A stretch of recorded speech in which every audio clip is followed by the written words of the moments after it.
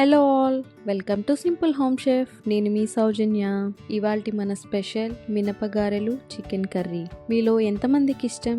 నాకైతే చాలా ఇష్టం. ఇది చాలా మందికి గట్టిగా రావడం, ఆయిల్ పీల్చడం లాంటివి జరుగుతూ ఉంటాయి. అలా అవ్వకుండా లోపల మెత్తగా, బయట క్రిస్పీగా, పర్ఫెక్ట్గా ఎలా చేయాలో చిన్ని చిన్ని టిప్స్తో మనం ఇవాళ తెలుసుకుందాం.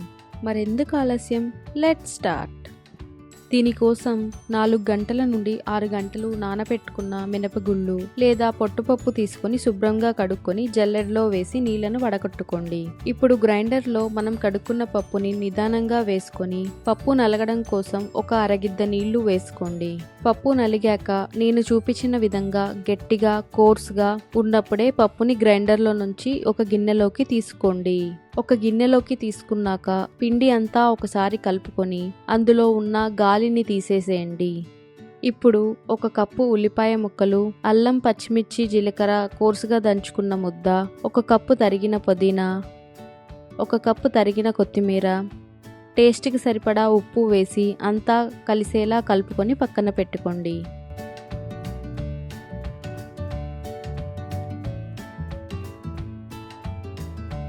ఇప్పుడు ఒక బాండీ తీసుకొని అందులో డీప్ ఫ్రైకి సరిపడా నూనె వేసుకోండి. నూనె వేడయ్యాక చెయ్యి తడుపుకొని ఒక పెద్ద నిమ్మకాయ సైజ్ అంత ఉండని తీసుకొని ఒక ప్లాస్టిక్ కవర్ మీద గారె షేప్లో చేసుకొని ఆయిల్లో వేసుకొని 2 సైడ్స్ తిప్పుకుంటూ ఫ్రై చేసుకోండి.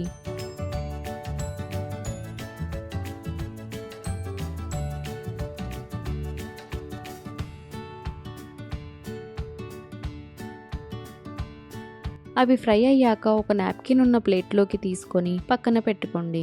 అంతే, ఎంతో టేస్టీగా ఉండే మినపగారెలు రెడీ. ఇది మీరు ట్రై చేసి ఎలా వచ్చిందో నాకు కామెంట్స్లో షేర్ చేయండి. డీటెయిల్ రెసిపీ కోసం డిస్క్రిప్షన్ బాక్స్ చూడండి. Please like, share and subscribe for more recipes. Happy cooking.